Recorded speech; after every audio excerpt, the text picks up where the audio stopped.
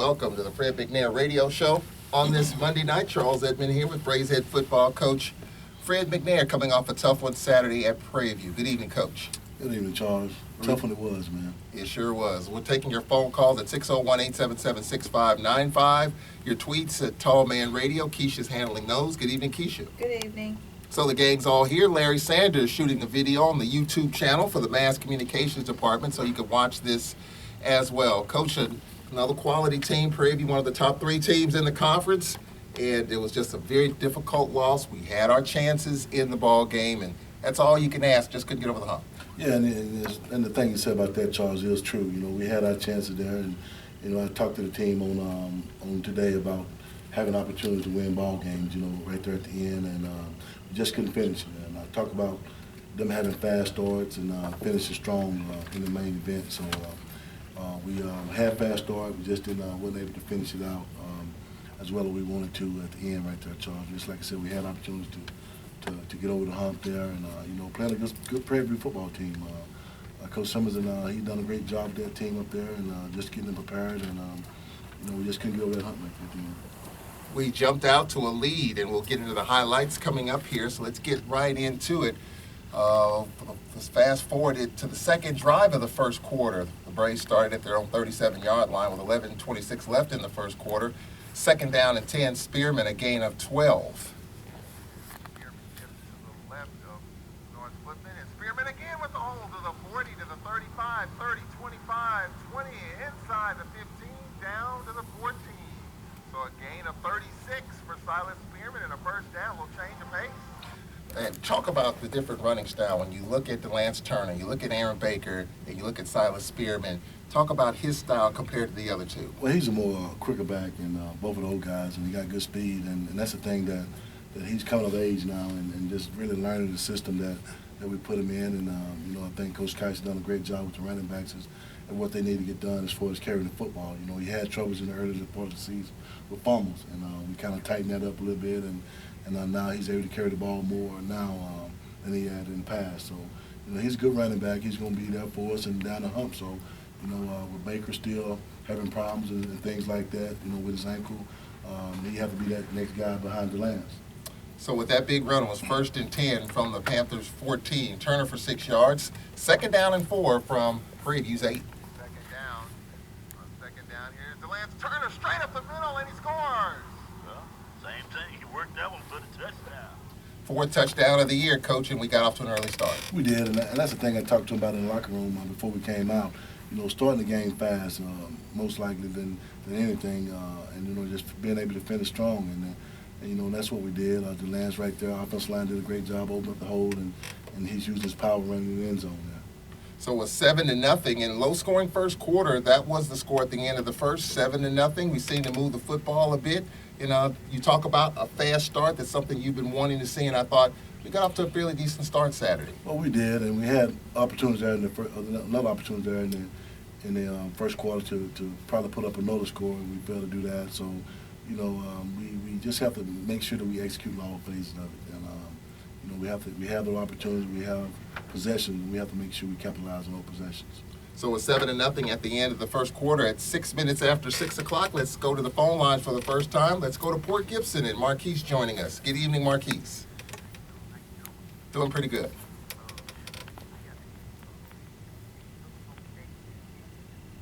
I don't know right now. He got a big bruise on his right hand. That's his throwing hand. So before he went out of the game, you know, he couldn't hardly have it. He had any strength in his right hand. So we're working on him now, getting him a chance to get X-rays and see if there's anything broken in it. As far as now, we know it just got swelling in it, and it's kind of tight to just kind of squeeze with the swelling in his hand. So hopefully, you know, he works it out, and he'll be back with us. If not, we have to go with Noah Johnson. I sure appreciate it, man. Just continue to pray for us.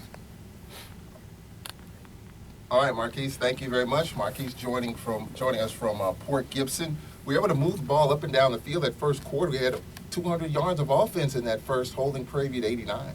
And that's the thing that kind of discourages us as a staff. You know, when you look at the way you move the ball on me, you only get away with like 7 points in that first quarter, in the first half. You know, and see those things that we left out on the table as far as points wise. We had opportunity to hit a field goal, and we missed out on that field goal. So, that's 10 points there, But, we just got to get better, executing, finishing the drive when we have opportunity to do it.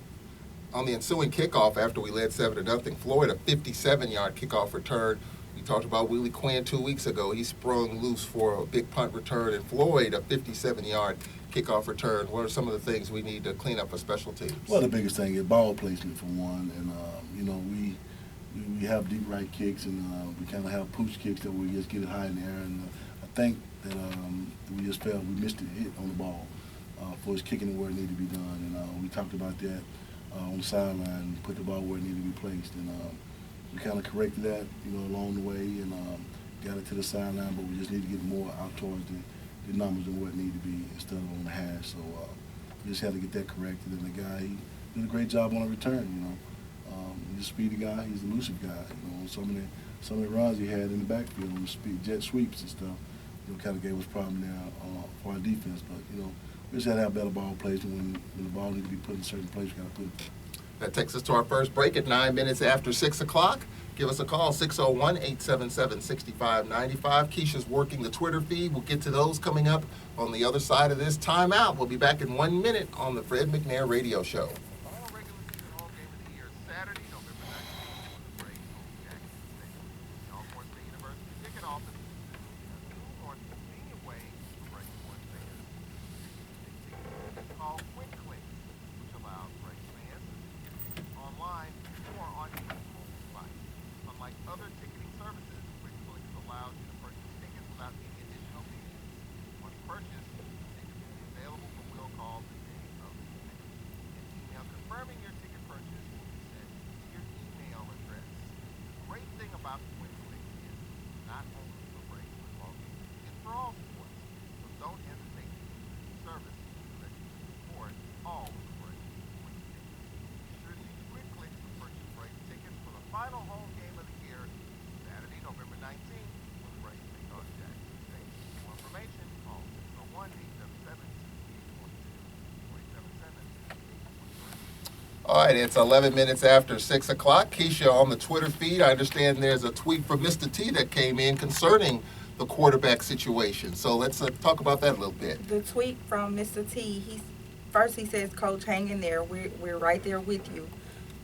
His question is, who is behind Noah? Is Pickett White still playing? No, actually, we got a freshman that's gonna back up Noah if something happens to him, and if Footman not able to play Saturday. We got a young freshman, and I tell you what, he's a real good kid. He knows the offense, he knows what to do, and he got a real good arm.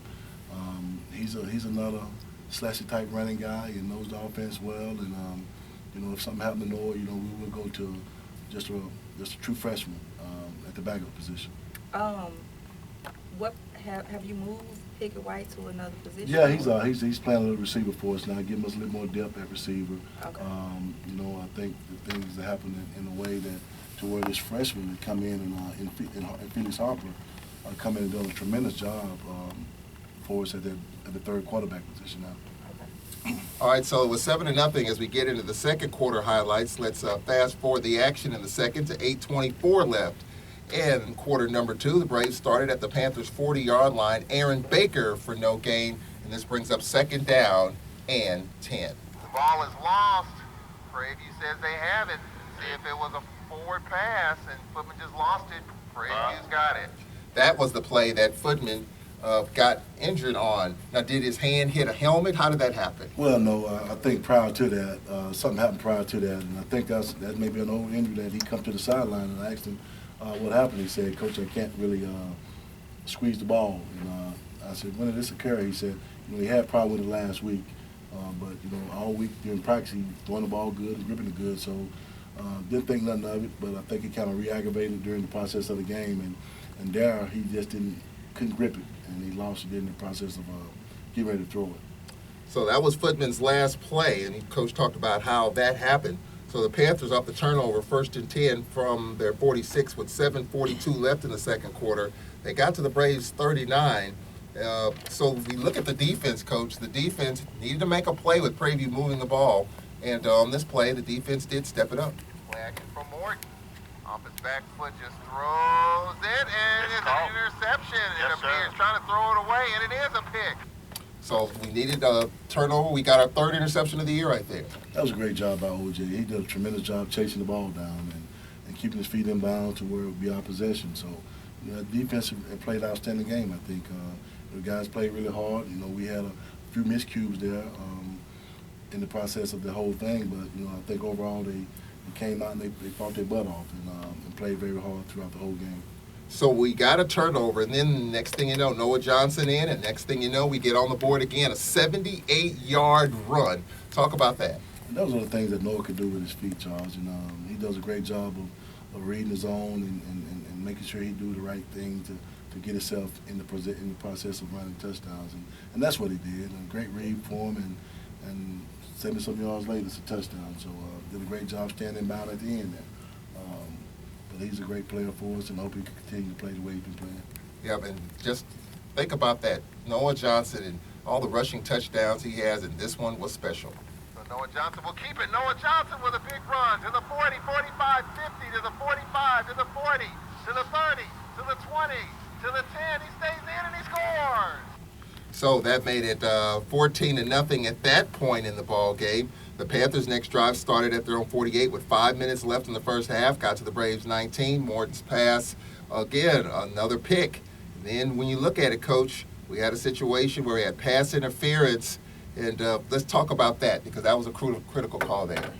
Yeah, it was. Now, we just got to get our head around and look for the ball. And if we do that, it won't be pass interference. But we didn't get our head around as a defensive back where he's supposed to and get a peek at the ball. And if we do, it won't be pass interference, and it'll be an interception by Ely.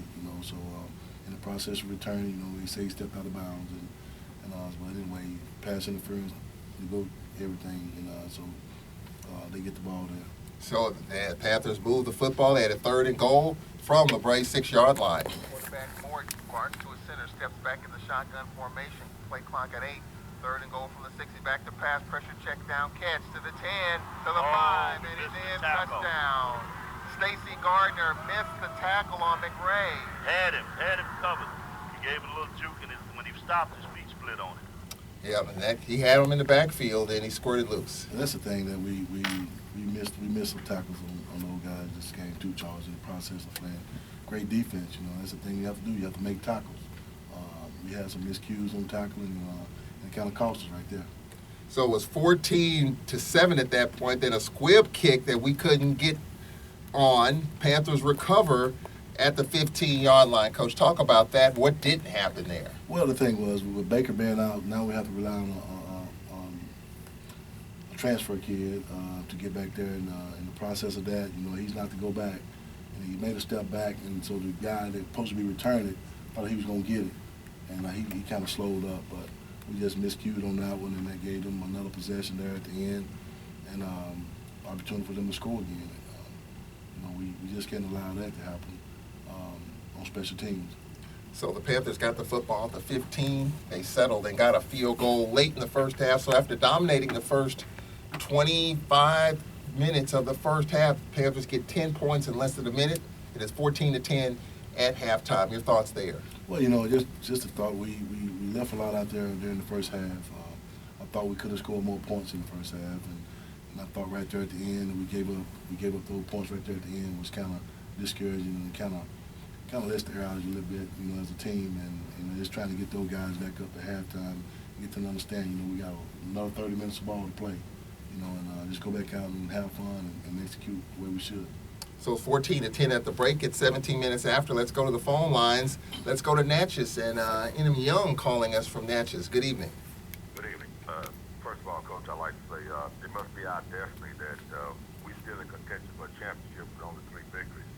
But having said that, looking back at the Southern game and at the Prairie View game Saturday, it seems as though when we're in that 3-down lineman set that we give up a lot of yardage. I know Tillery hurt us with Southern, and the back hurt us Saturday. And my other question is, have we forgotten about the tight end? I mean, the tight end killed us in the Southern game and also in the Prairie View game. So I'm going to hang up and listen to you answer. All right, Andre, we appreciate it. Yeah, thank you. Good question, Andre. And the thing is that when we go to 3 down, we do have some young linemen out there that really don't know the defense as well as they should right now. That's why we have to give those guys a break sometime when we go to 3 down. I know we play pretty good when we're in 4 down, but those young guys, if we put them out there, it would be too many at one time for the freshmen and all. That's why we go to 3 down sometimes, just to get older guys a little break. And for the tight end, we do have a guy for that guy. Sometimes, with the zone read, and I know what plays you're talking about too, because those plays are very effective when you run them right. And I kind of love you to sleep when you're running that zone, inside zone all the time, and all of a sudden that tight end release out on the pop pass. So, yeah, we just got to correct those things with the tight end. And, Southern, they tight end basically did some of the same stuff, similar stuff. We just got to make sure those guys are ready to play and cover those guys as well. All right, Andre, we appreciate it. It's 14-10 at the break. We'll get into the third quarter highlights. We're still taking your calls, 601-877-6595. The Twitter feed's pretty busy, Keisha. We'll get to that. When we come back, we'll get to the third quarter highlights, the SWAC report, looking at the standings. And as Andre mentioned, and it's true, we still control our own destiny despite the record overall. It's kind of a tough year on the eastern side.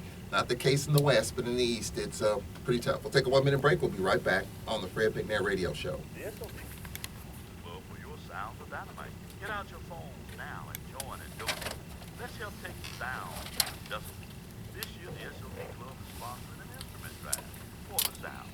Your membership or donations to the SOB Club will help us make new instrumental reality for our renowned days. www.sobclub.org. The SOB Club contributes over $40,000 to bands. All memberships and donations are tax deductible. The SOB Club providing unwavering support to the Alcorn State University Marching Band program. At highway speeds, the average text takes your eyes off the road for about 5 seconds. That's enough time to travel the length of a football field. Stop texts, stopwrecks.org. Brought to you by the National Highway Traffic Safety Administration and the Ad Council. At WPRL 91.7 FM. All right, 20 minutes after 6 o'clock. As football season's winding down, basketball season will be cranking up this week, as a matter of fact. Men's basketball team will open up against Loyola in Chicago, and Northwestern in the Midwest. We'll be talking with Braves head men's basketball coach Montez Robinson at the half live on Saturday. As the Lady Braves also open up this week as they head out west. So men's and women's basketball cranking up. Of course, we had the Halloween madness last Monday. All right, let's get into the third quarter highlights. Let's see. Before we do that, let's go to some tweets from Keisha. Let's get those in. Okay, I have a tweet from IM3. He actually has a few questions. First one is there a way to feature Collins more when in single coverage? Because he has made some big plays when given the chance. And that's what we kind of did this past week. We kind of featured him a little bit more when he didn't see the coverage. And he give us opportunity there. He'll fight for the ball, and he does a great job of blocking downfield. When Noah had the long run, he's one of the reasons why he had the long run, is blocking downfield. So, yes, I mean, we do feature him a lot, and we'll continue to do that. His this tweet from IM3 again is the defense not trusting each other? Are they losing leverage on the outside and not forcing the opponent to the inside to help tackle better? And the biggest thing is, and we talked to defense as well, and with Coach Thomas about communicating. Some of them is not communicating with the others sometimes, and that's the thing that we're having. And like I tell them all the time, we have to communicate. Who cares if they know what play you call out on defense? So let's play it, and let's be vocal out there. So that's the biggest thing, and I think that some of the younger guys are still trying to get it. We still have to play young guys in the secondary, so we're still trying to bring them along quickly as we can to get this thing done to where they won't be making mistakes. And the last tweet from IM3 is, will Spearman be used more on jet sweeps? Well, we're gonna use them on everything right now because Baker is still nursing his wound right there. So he just got to be ready when it's time to come, and he played well on Saturday. Spearman a good guy, he's a headed guy, but we have to make sure that we give him in the right places with the right play that for him. He's not a very inside guy. Like I said, speed sweeps is something that we do, outside zone we call it. But he'll be more featured than he has in the past. But He did have some good runs. Oh, he did. Saturday. An excellent job. Excellent job. All right, we appreciate those from IM3. Send us a tweet, Tall Man Radio. You can also send an email, football@alcorn.edu. Let's go back to the phone lines. We head up to Carrollton, Mississippi, in North Mississippi, and Chris joining us. Good evening, Chris. Good evening, how you guys doing today? Pretty good. Good, good. I just want to ask Coach McNair, with putting his current position, and going for the next game, if he's not able to go, what's the game plan for our quarterback? And are we going to call plays that he's capable of making? We know he's not footman, but we want to make sure that he's successful back at the quarterback. You must have been in my meeting today, man. And that's one of the things we talked about today with Noah. You know, we have to make sure that we put him in a position to be successful back there and be comfortable. And, you know, like I told the offensive line coach, you know, just to be able to protect him just as well. You know, he got different things that he does as well as footman, you know. We just got to make sure we give him the right call and give him the right play to make him be successful early in the game and get him comfortable back there to where he can be successful. And you're right. Pass where, you know, we get pretty announced and, you know, we all know he's pretty fast, you know, sometimes like he hangs back in the pocket and don't want to take off, but, you know, again, I don't know your game plan, so maybe something totally different. We talk to him about it all the time. You know, use your tools, man. You know, if one's not there and two's not there, it's time to go. So, you know, we always talk to him about that, and he knows that. I mean, he try to stay there and be tough, but you know, at the end of the day, you know, he knows that if it's not there for him, you know, use his tools, and that's his feet, man. And we're gonna continue to stress that this whole week, and if football not able to go back, you know, we will lose. Noah will be the guy, and I think he's capable of running this offense the way we need for it to be successful on Saturday against Valley. Thank you, man. All right, Chris, we appreciate it. As we get to the third quarter highlights, it was 14-10. Panthers got the ball to begin the third quarter. They started at their own 36-yard line, broached a 39-yard run to the Braves' 13. Braves defense held on 1st and 2nd, and here it is, 3rd down and 6. Got to watch the quarterback Morton here. Bunch of splits here. Some gaps on 3rd and 6. Yep, he'll keep it. 20, 15, 10, 5, touchdown. Yeah, just ran them out of there and sneaked it back up in the middle. We vacated, ran right around it. Yeah, those wide splits, you can kind of see it from upstairs, and he's a nifty quarterback. He's a redshirt freshman. He is. He's going to be good for Prairie View in the future. So, you know, we just got to make sure that we're doing the right things and gapping them up and making sure we fit in the gaps the way we should. And we didn't that time, and eyes all everywhere. And so, you know, we just didn't fit the gaps the way it should have been. So that was a 64-yard drive in 5 plays. That Morton's run makes it 17-14 with 13:03 left in the third quarter. Let's fast forward the action to 9:13 left in the third. The Panthers start at their own 7-yard line. Down and 10. Morton being chased, checked down. It's intercepted. Eric Foster tosses it back inside the 5 to the 1-yard line. Eric Foster jumped the route, and as he was tackled, threw it back to LaShawn Ely, who advanced it to the 1. So there was a review on that play. That was a forward pass. So it was a 5-yard penalty from the 4, which the pass was picked off at the 4.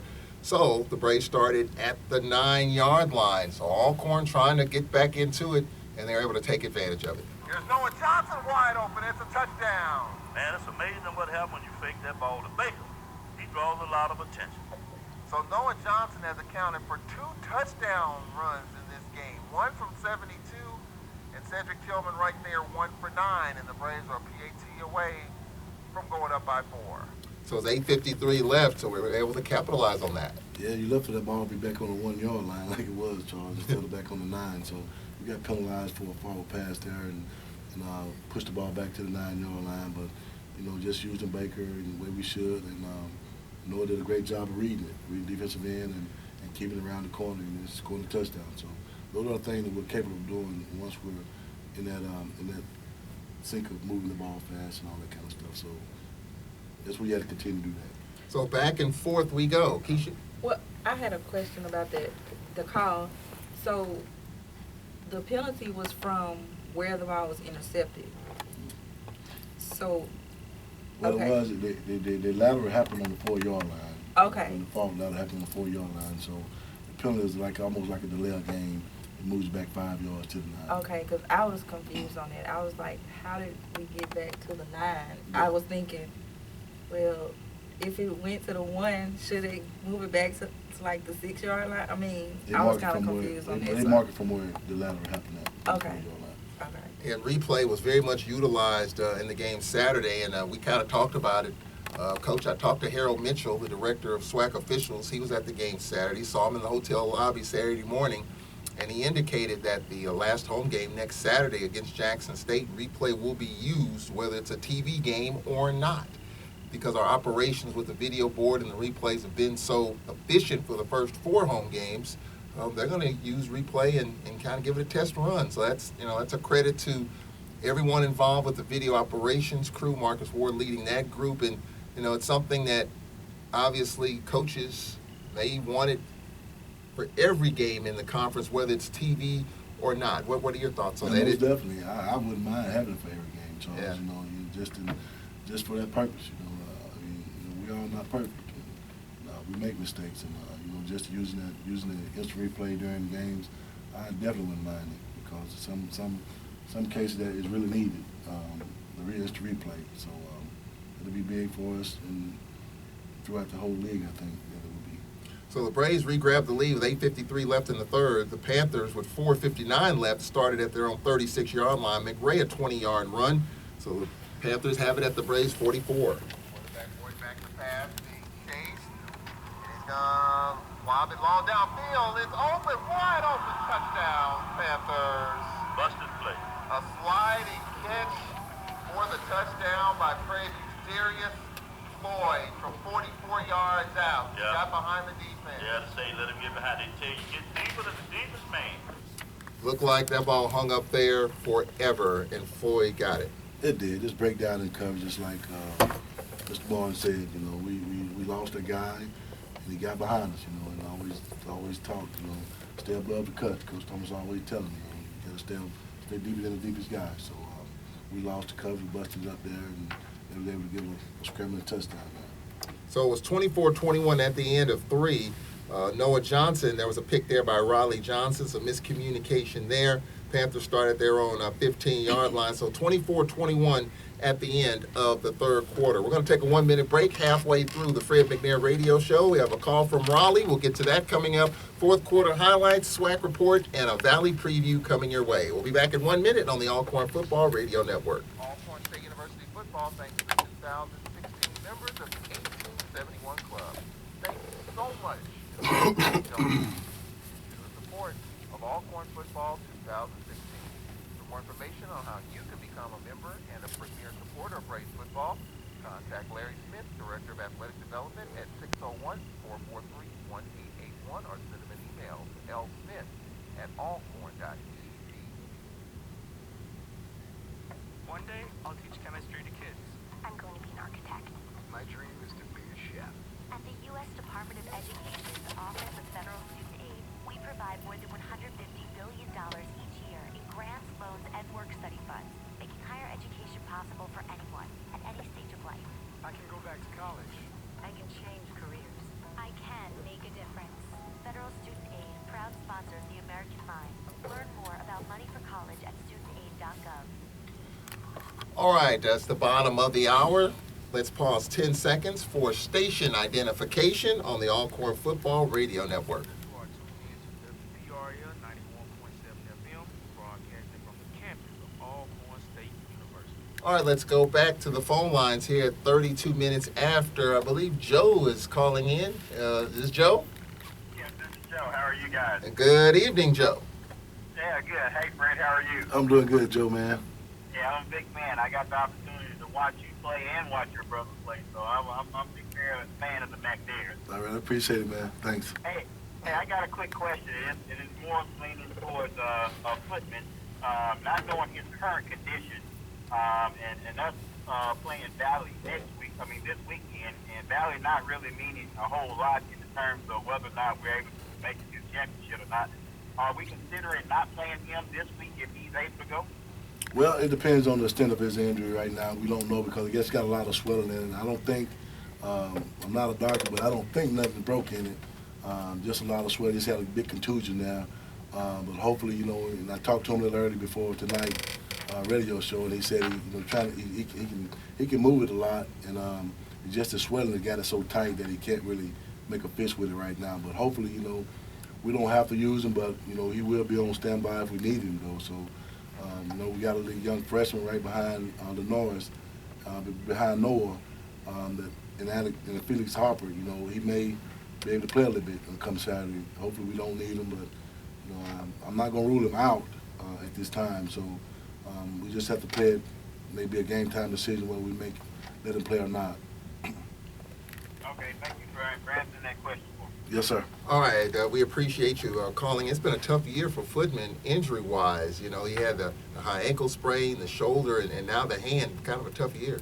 It's been a tough year for him and a lot more of the guys too, Charles. And you know, I think that injury bug hit us, and hopefully, I thought we was getting over that thing right here at the moment, Charles, up until Saturday. You know, I think Baker kind of re-aggravated his ankle a little bit, and then you have Footman right there with his hand now. So we're in a kind of a little strange situation right now, but I think that, you know, hopefully we'll be able to overcome it, see how they feel on Thursday. Hopefully everything, all the swelling leave out of Footman's hand, and Baker ankle get feeling better. So we're just going to play it by ear and see how it go work out. We'll get back into that here once we break this game down in a little bit. Let's get to the fourth quarter highlights. The Panthers started at midfield. They got to the Braves 9, where it was 4th down and 3, and the Panthers attempted a field goal. Snapback ball now. On to Banks. Bank, I told you. Into the 15, to the 10, to the 5, to the 3. Spinning, did he get in? Yeah. Touchdown. Yep. Told you, Charles. Well, it actually went out of bounds at the 1, but Emmanuel Barnes called it before it happened, and he got that one right.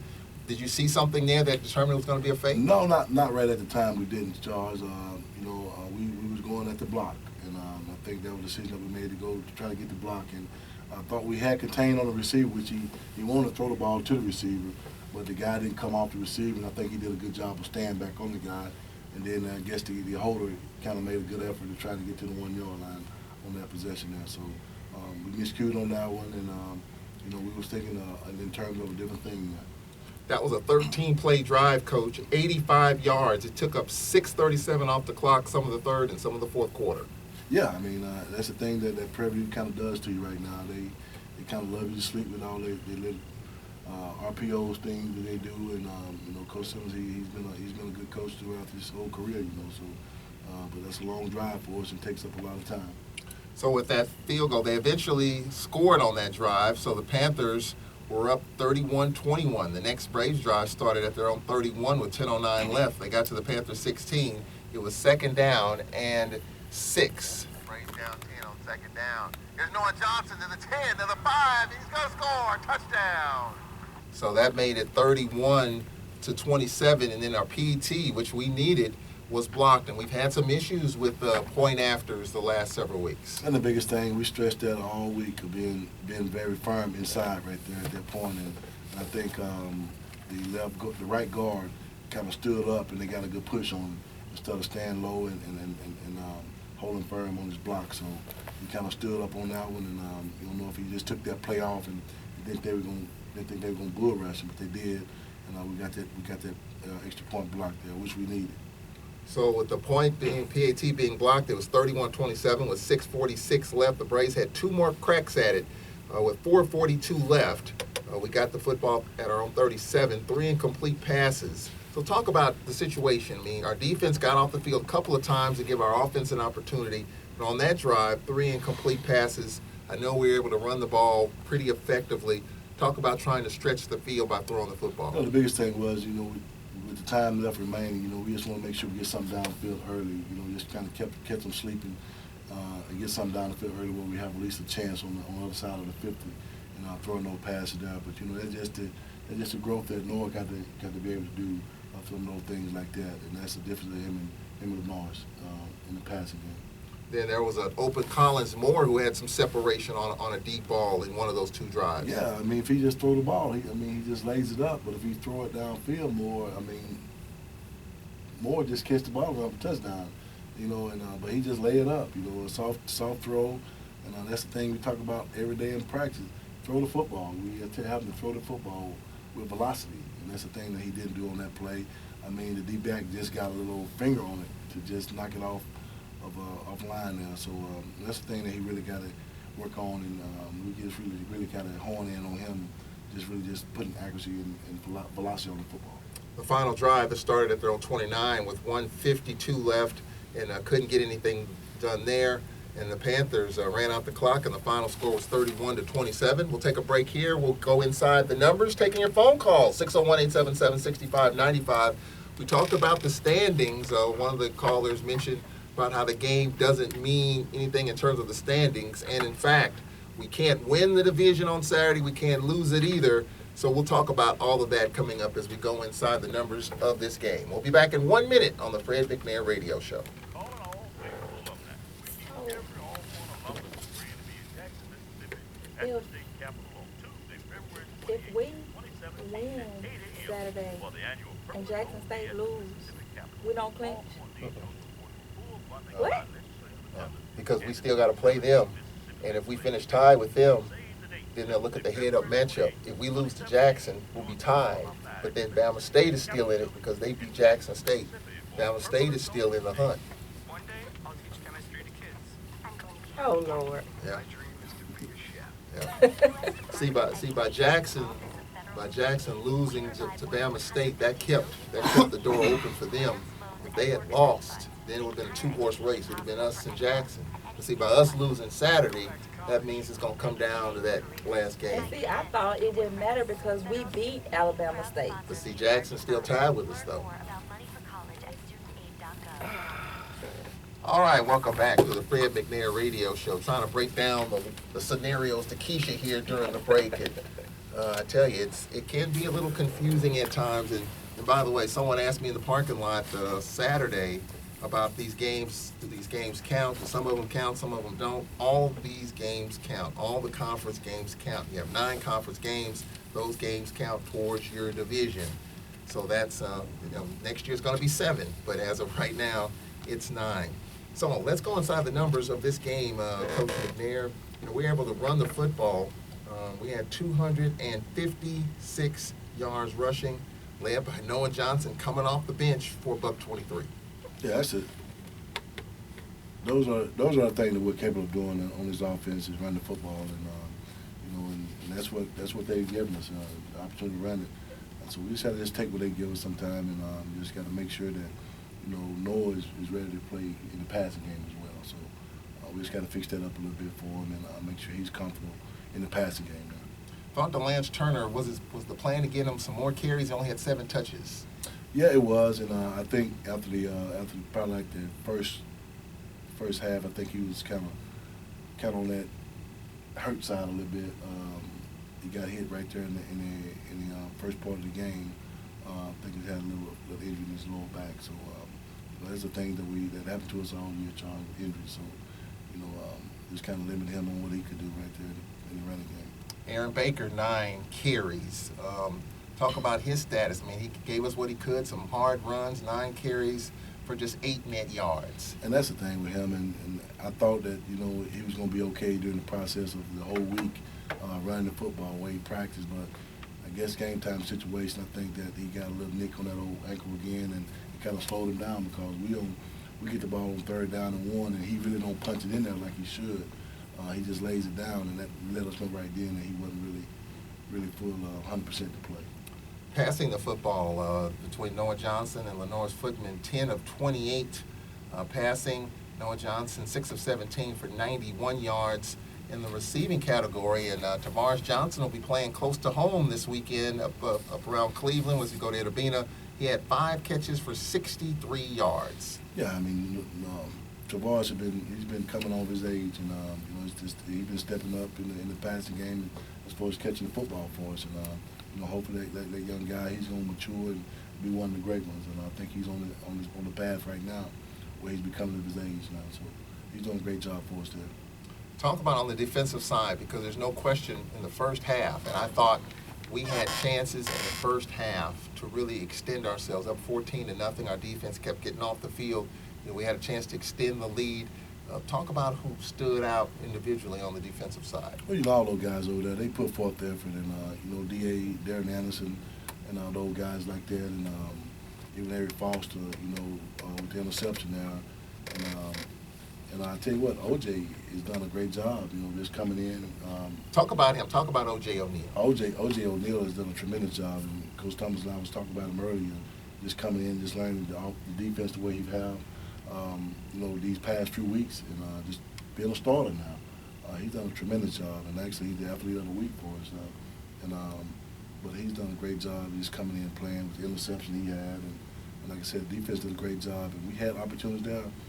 You know, defense gave it an opportunity to score more points there, you know, by getting off the field, and that's something we've been preaching all year, getting off the field on third downs, and they've been doing that in the past. So we just got to continue to crap on offense and make sure we score more points. We have a tweet from Just One Map. They said the Vicksburg Warren Alumni Chapter supports you. We'll meet you at the Devil's Den and looking forward to coming away with the win. That sounds wonderful. I appreciate everybody's support.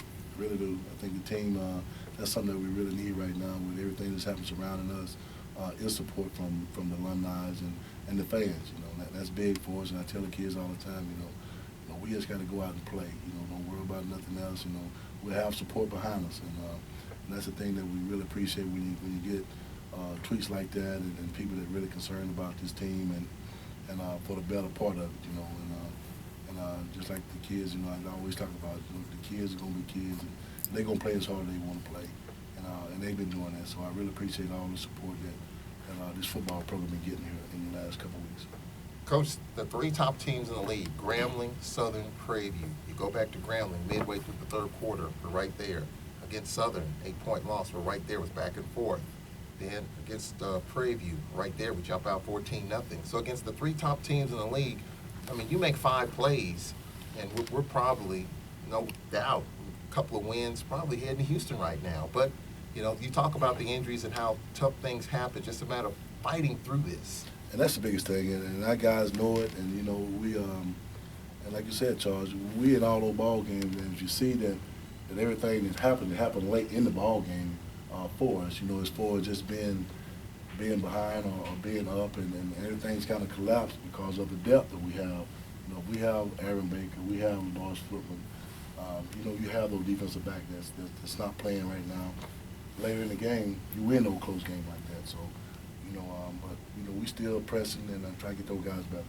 All right, 45 minutes after, before we get a break, let's go to Cedric Foster joining us from Tallahassee. Good evening, Cedric.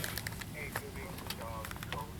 I want you to know I just out of the meeting to make sure I catch some of the show here. I know you're going to talk about it. And Charles, I got to say this, that I cut you guys off and went to ESPN3 so I can see. Wow.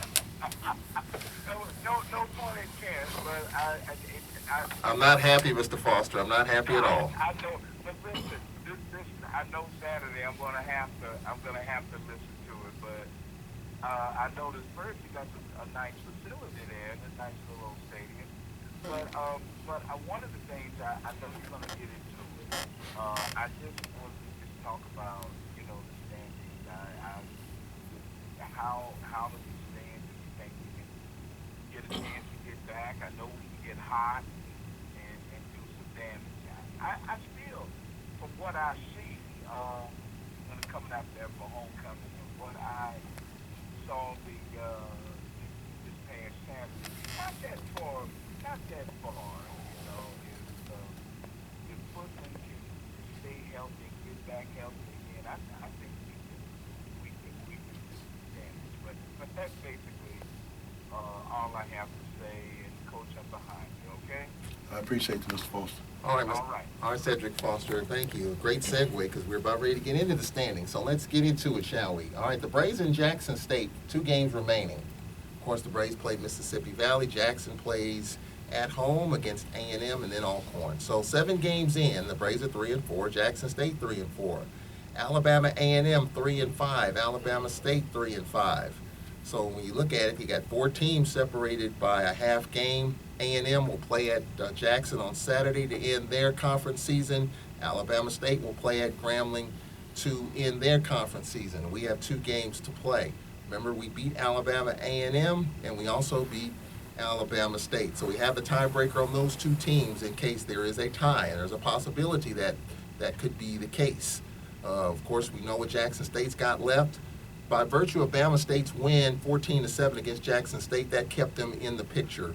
And if it comes down to Bama State and Jackson State for the division, of course, Alabama State would go if it gets to that. But a lot would have to happen. First of all, they got to beat Grambling on Saturday at Grambling. So that's something we'll be following. But the bottom line, Coach, when we were hoping that some other things would happen and maybe this week would be the week, but win or lose on Saturday, and we hope we win. We cannot clinch the division on Saturday, nor can we be eliminated from the division standings on Saturday. So that's something to keep in mind. We hope for a victory, but nothing bad will happen if we don't. It would most likely come down to Alcorn Jackson State.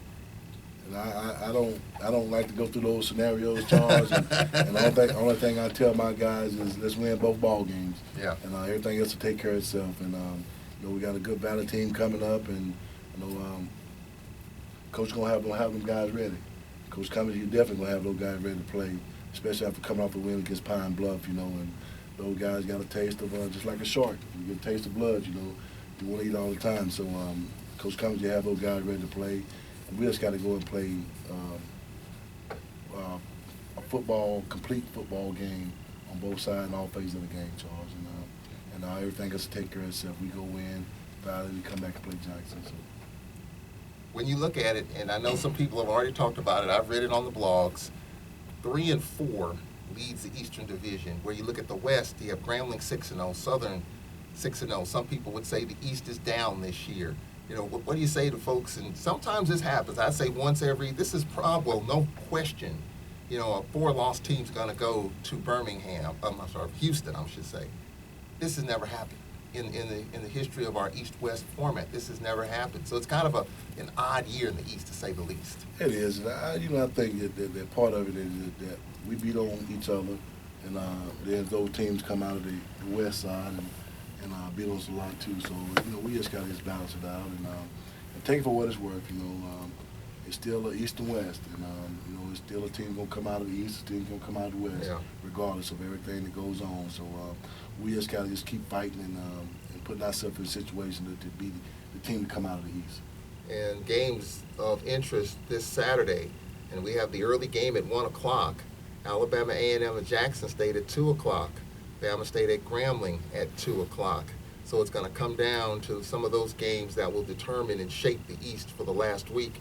Grambling 6-0, Southern 6-0, Prairie View 6-1, Texas Southern 3-4, and UAPB 1-6 round out the Western Division, and that's a dogfight as well with the top 3 teams. They're separated by a half a game. Oh, it will. It is, and like I said, Grambling, Southern, Prairie View always been at the top. They've been fighting that for a long time. So those some good teams there. They've been playing hard throughout the whole course of the year, and it always come down to who's gonna beat up who on that side.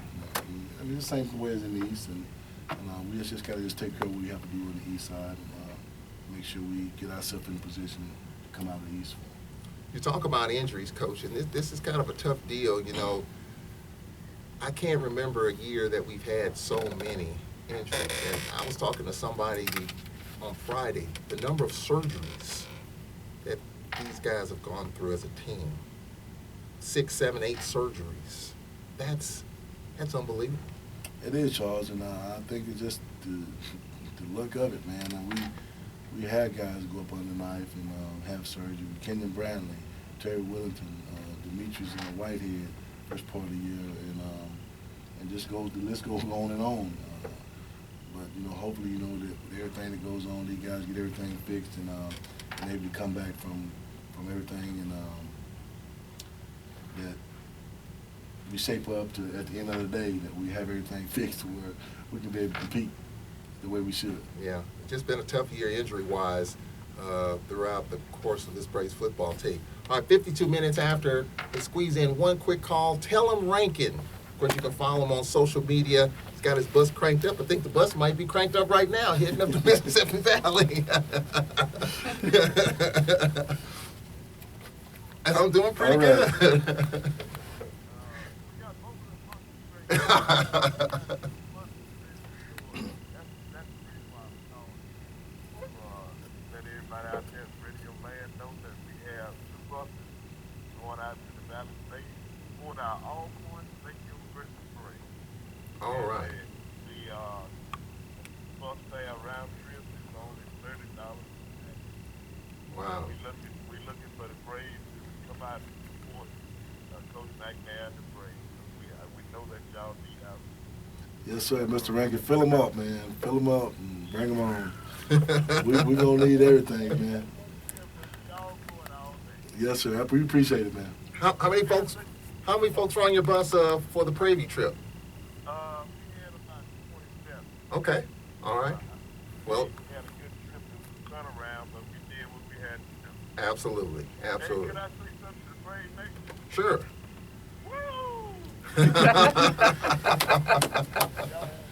All right, we appreciate it. So he's got a couple of buses going up to Itabena in the short 2.5 hour trip.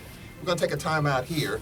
We got a couple of tweets. We'll get to those on the other side, and we'll get into Rick Comegy's Mississippi Valley State Delta Devil Ball Club at Rice Totten Stadium, 1 o'clock kickoff. We'll be back and talk about it in 60 seconds.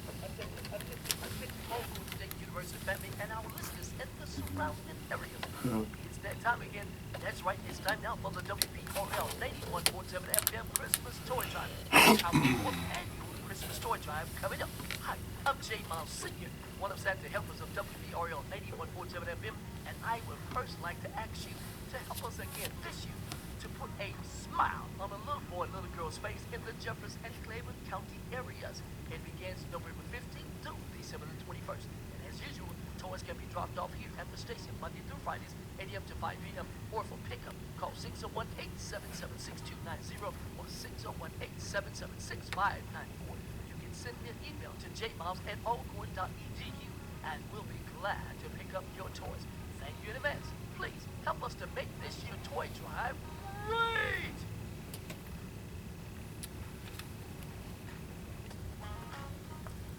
All right, Jay Miles getting ready for that toy drive. And I tell you what, it's been fantastic. I was with him and our staff. We went to Fayette and Port Gibson and dropped some toys off to the homes there in the community. So it's been a success, and I expect nothing less than success here in 2016.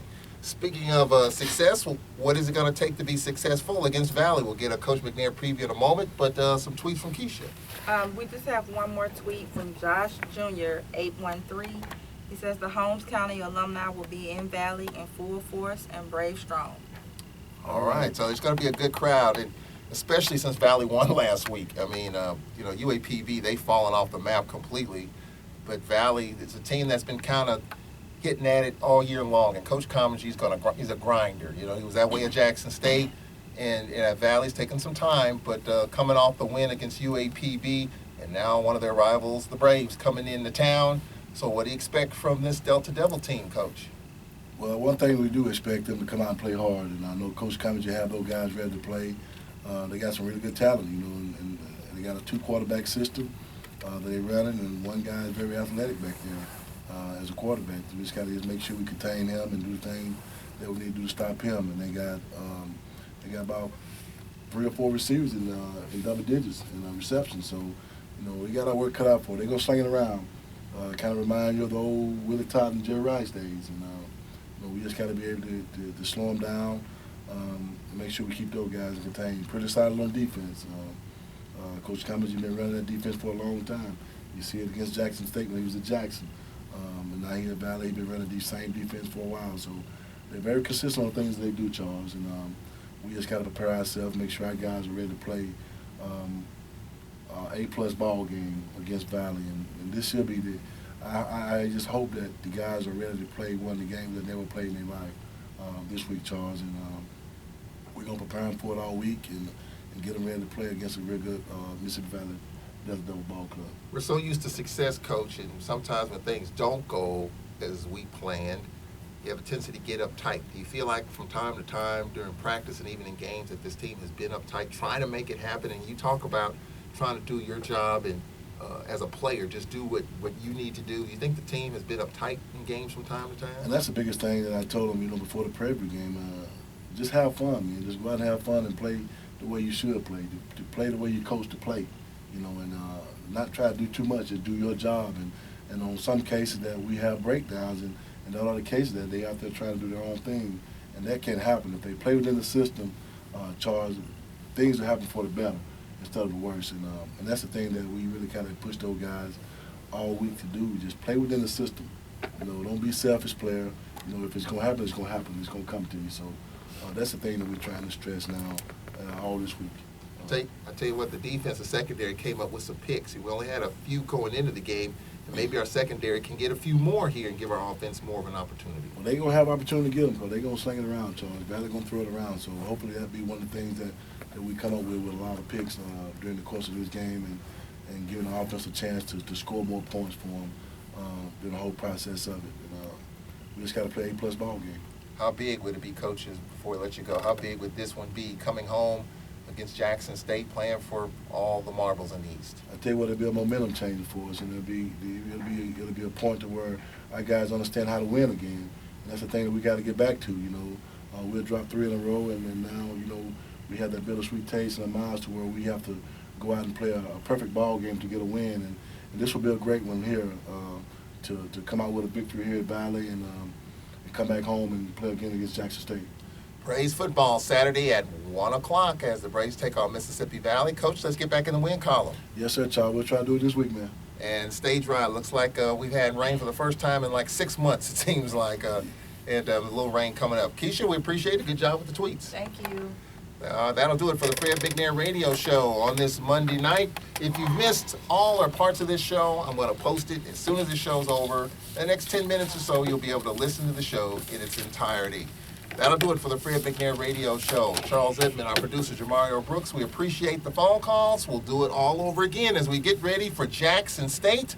Same time, same stations, next Monday night. For the Fred McNair Radio Show. Have a good week, stay dry, and we'll talk to you next Monday night. That's right, stay dry.